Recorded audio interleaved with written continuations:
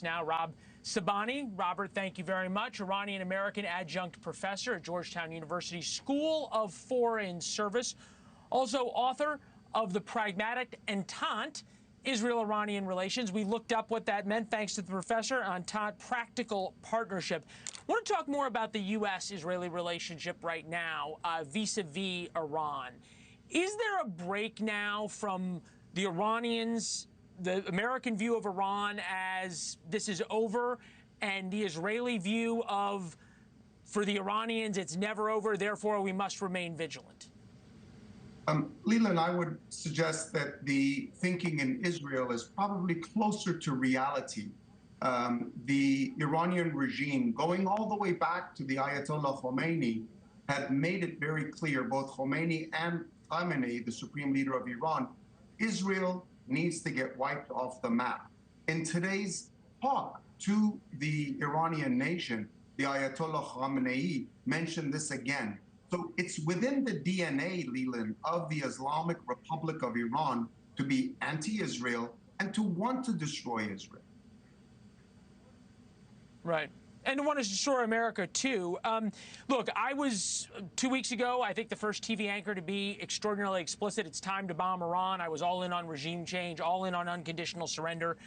The world is a better place if the Iranian Revolutionary Guard is gone, if the Iranian regime is no more. Be fair, though, President Trump was the first American president not to dither, not to bloviate, but to actually bomb Iran 45 years in. Should have happened a long time ago.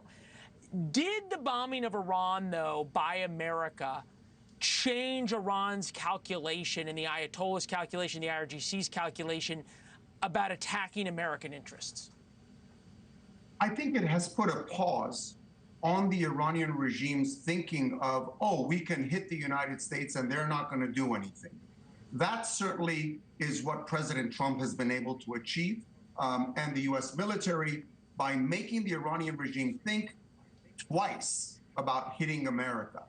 But more broadly speaking, from an American policy perspective, Leland, I think, to your point earlier, U.S. foreign policy should rethink how it approaches Iran. And I would suggest investing in the people of Iran, moral support, would maybe present us with better outcomes.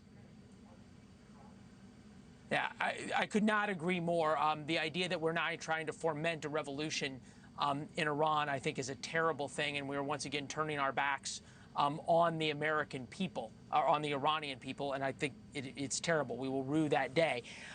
But in a larger sense, there's a thought now by President Trump that this will open up for a ceasefire in Gaza, that somehow the attacks on Iran will push them to push Hamas to give up or to move on.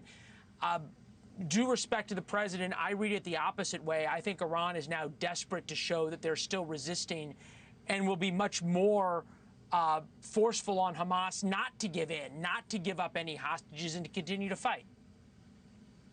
Again, I totally agree with you. When you look at the history of the supreme leader of Iran, Khamenei, he basically came into his political being as a fighter for, quote unquote, Palestine.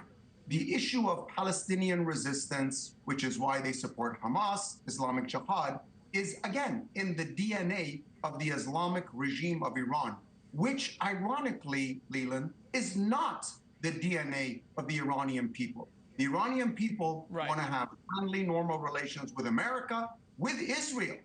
A free democratic Iran would probably be at the Abraham Accords tomorrow if that were to happen. Right.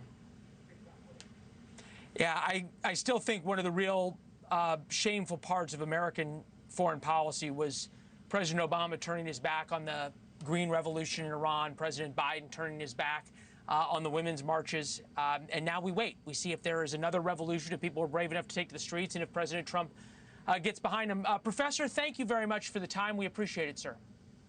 Thank you for watching. Subscribe below and download our NewsNation app right now on your phone, and you will get fact-based, unbiased news for all Americans.